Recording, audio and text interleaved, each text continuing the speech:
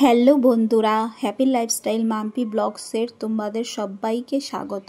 আশা করছি তোমরা ভালো আছো। তোমাদের আশীর্বাদে আমিও ভালো আছি। আজকের ব্লগটা স্টার্ট করছি। এখন ঘড়িতে বাজে সকাল 6টা। আর সকালবেলা নিচে কাজকর্ম করে যেমন ছাদে আসি প্রতিদিনকার মতো ছাদে এসেছি কাককে খেতে দিতে। আর গাছগুলোই দেখছি কত সুন্দর ফুল ফুটেছে। আজকে আমার অনেক সকাল সকাল কাজ হয়ে গেছে। এখন বাজে প্রায় 7টার মতন। 7টার মধ্যে আমার কাচা ধোয়া সব হয়ে গেছে। আর জামা কাপড়ও অনেক কেচেছি। আর আকাশে দেখতে পাচ্ছ প্রচণ্ড মেঘ করেছে, মেঘ ভাসছে, কিন্তু জামা কাপড় তো প্রতিদিনকার আমার কাচা থাকেই এক বালতি করে, সেই জন্য কেচে দিয়েছি। আর আজকে অনেক সকালে উঠেছি কেন, আজকে হচ্ছে রূপমের বাবা তারাপীঠ যাচ্ছে সেবাতে, সেই জন্য আজকে অনেক সকালে উঠেছি। ও বেরিয়ে যাবে 8:30টায়, সেই জন্য 8:30টার মধ্যে ওকে আমাকে কিছু টিফিন করে দিতে হবে। টিফিন বলতে ও বলেছে যে রূপম তো স্কুলে ভাত খেয়ে যাবে, তুমি তাড়াতাড়ি ভাত বসিয়ে দেবে, আমি দুটো গরম ভাত খেয়ে আর বেরিয়ে যাব। সেই জন্য রূপমের স্কুল আছে, রান্না তো করতেই হবে, সেই জন্যই তাড়াতাড়ি করছি। আর দেখো জামা কাপড়গুলো মেলে ফুলগুলো তুলে নিচ্ছি। আর যেহেতু ও তারাপীঠ যাবে, একটা মানে ঠাকুরের তীর্থস্থানে যাবে, আমি সেই জন্য ভাবলাম যে না, আজকে সকাল সকাল তাড়াতাড়ি কাজ করে আজকে মন্দিরের পুজো, আমার ঘরের পুজোটা আমি দিয়ে নেব। কেন ঘরের পুজোটা দেয়া হয়ে গেলে দেখবে ও একটা মন্দিরে যাচ্ছে, আর আমার ঘরের যদি পুজোটা না দেয়া হয় কেমন একটা খারাপ লাগে না। সেই জন্য ভাবলাম না, তুমি আজকে যখন বেরোবে তারাপীঠ যাচ্ছ, তাহলে সকাল সকাল কাজ করে আগে আমি পুজোটা, ঠাকুরের কাছে পুজোটা আমি দিয়ে নেব। সেই জন্য সকাল সকাল কাজ করে আগে পুজোটা দিয়ে দিচ্ছি। পুজোটা দিয়ে আর দেখো বেজে গেছে, আমার পুজোটা দিতে অনেকটাই দেরি হয়ে গেছে। এখন বাজে 8টা। আর বরকে খেতে দেবো, বরের জন্য তাড়াতাড়ি করছি। আর রূপমের বাবা বেরিয়ে গেছে, ও 8:30টার সময় বেরিয়ে গেছে। তারপরে রূপমকে এখন খেতে দেবো। রূপম বেরোবে 10টায়। আজকে বেশি কিছু রান্না করিনি, অত তাড়াতাড়ি কী আর রান্না করব। আজকে যেহেতু শনিবার নিরামিষ, সেই জন্য সকালে আজকে কুমড়ো সেদ্ধ আর আলু সেদ্ধ আর ঘি দিয়ে ভাত রূপমকেও দিলাম, ওর বাবাও খেয়ে গেছে। ওই একটু, ওর বাবা তো এত তাড়াতাড়ি ভাত খায় না, মানে এক মোটামুটি অল্পখানি ভাত খেয়েছে। ওর বাবা বললো এই অল্প কটাই দাও, সারাদিন এখন ভাত খাওয়া হবে না, সেই জন্য ওই অল্প কটাই ভাত খেয়ে গেছে। তারপর রূপমের বাবাও বেরিয়ে গেছে, রূপমও স্কুল বেরিয়ে গেছে, বাড়িতে এখন কেউ নেই। আর আজকে অনেক সকাল সকাল কাজ সব কিছু হয়ে গেছে আমার। পুজোটা তো আমি দিয়েই নিয়েছি, কেন ওর বাবা মানে ঠাকুরের মেতে তারাপীঠ যাচ্ছে, আর সেই জন্য আমি ঘরের পুজোটা মানে রূপম আরে বেরিয়ে যাওয়ার পরেই পুজোটা করি স্নান টান করে। আমি যেহেতু ওর বাবা আজকে তারাপীঠ যাচ্ছে, একটা বাইরে তীর্থস্থানে যাচ্ছে বলে, সেই জন্য আমি বললাম না, আজকে সকাল সকাল উঠে আমি ঘরের পুজোটা আগে দেব, তারপর রান্না করব। সেই জন্য আমি বলেইছি যে ওর বাবা বেরিয়ে যাওয়ার আগেই আমি আজকে ঘরের পুজোটা দেব।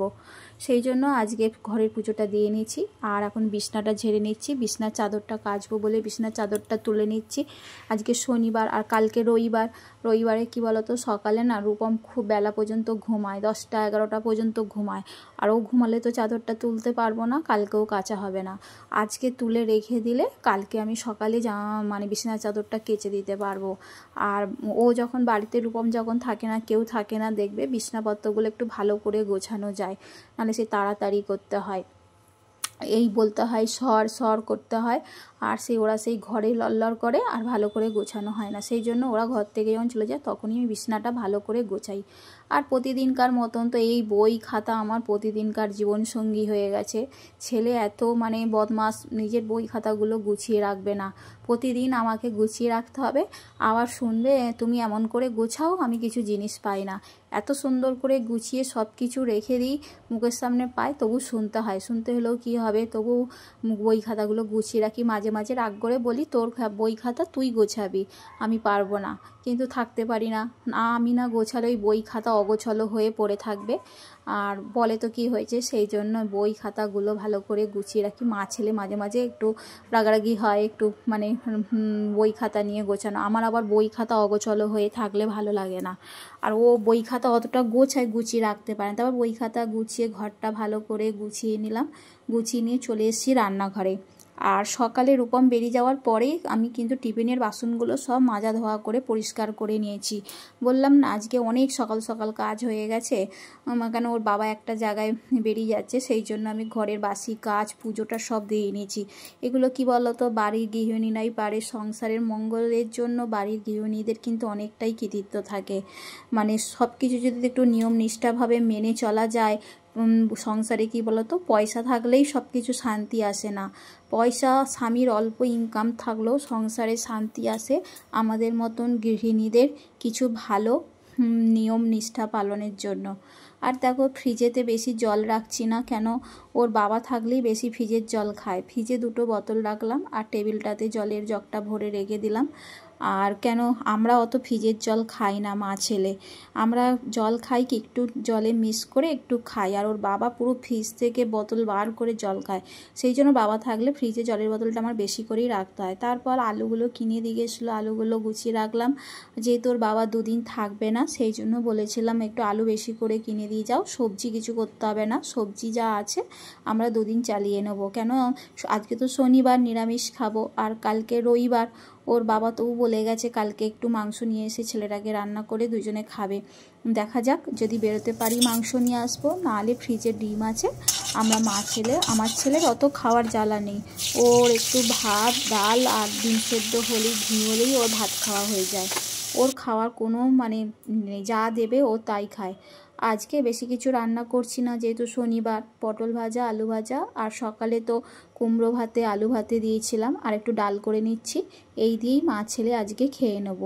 দেখো এদিকে আলু পটল মানে বেগুনটা আর পটলটা ভাজা হয়ে গেছে, বসিয়ে ডালটা বসিয়ে দিলাম।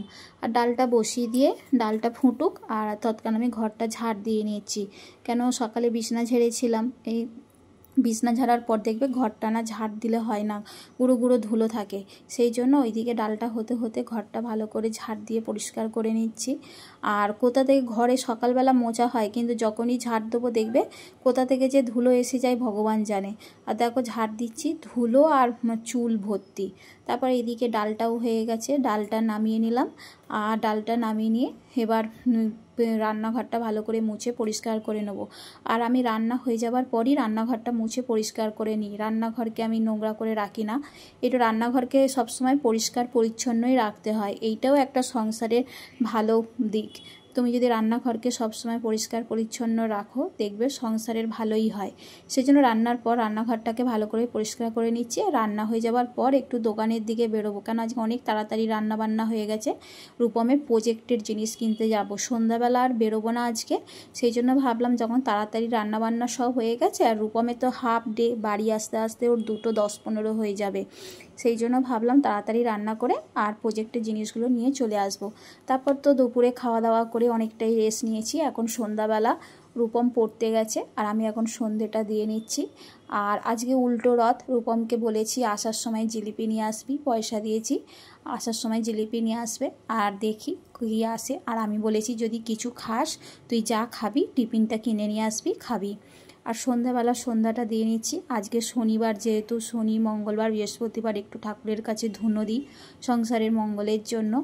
আর ঘরে ধুনো দেয়া দেখবে ভালো, ঘরে যদি ধুনো দিতে পারো খুবই ভালো। এখন তো অনেকেই ধুনো দেয় না, বলে, আমার অনেক বন্ধু আছে বলে ধুনো দিলে নাকি ঘরে তাদের হচ্ছে ফাঁদ পড়ে, ঝুল হয়, সেই জন্য তারা ধুনো দেয় না। কিন্তু আমি ধুনোটা দিই, কেন আমার ধুনো দিতে খুবই ভালো লাগে। সন্ধ্যাবেলা সন্ধ্যাবাতিটা দিয়ে নিলাম, দিয়ে নিয়ে আর আজকে যেহেতু রূপমের বাবা নেই, রূপম নেই, আজকে কিছু পিছুটান নেই, আজকে গীতাটা আমি পড়ছি। আর আমি গীতাটা মাঝে মাঝেই পড়ি, কিন্তু আমি প্রতিদিন একটু পড়ার চেষ্টা করি, কিন্তু প্রতিদিন পড়া হয় না।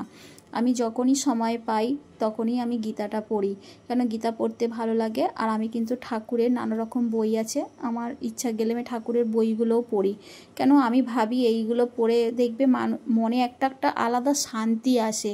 ঠাকুরের বই গীতা পড়লে দেখবে তোমার মনে, কার মনে কি হয় জানি না, কিন্তু আমি তো মনে অনেকটা শান্তি পাই এই ঠাকুরের বইগুলো পড়লে। তারপর সন্ধ্যাবেলা ঠাকুরের ভগবদ্গীতাটা পড়ে ঠাকুরকে সন্ধে দিয়ে আর চা করে নিচ্ছি। তৎক্ষণ চাটা খাই ঠাকুরের কাছে 10 মিনিট, মানে তারপরে চাটা খেয়ে আর ঠাকুর ঘরে চলে এসেছি। কেন সন্ধ্যাবেলাও আমি ঠাকুরকে জল বাসাতা দিই, সেই জন্য সন্ধ্যাবেলা ঠাকুর ঘরটা ভালো করে গুছিয়ে নিলাম। ধনু আরে দিয়েছিলাম, এগুলো সব গুছিয়ে নিলাম। আর থালা বাসনগুলো গুছিয়ে ঠাকুর ঘরটা গুছিয়ে পরিষ্কার করে নিলাম। ভিডিওটি এই পর্যন্ত। ভালো লাগলে আমাকে লাইক কমেন্ট শেয়ার করো। আর নতুন সাবস্ক্রাইবার হলে আমাকে সাবস্ক্রাইব করে আমার পাশে থেকো। রাত্রেবেলা ঠাকুরকে শয়ন দিয়ে নিলাম। আর এই পর্যন্তই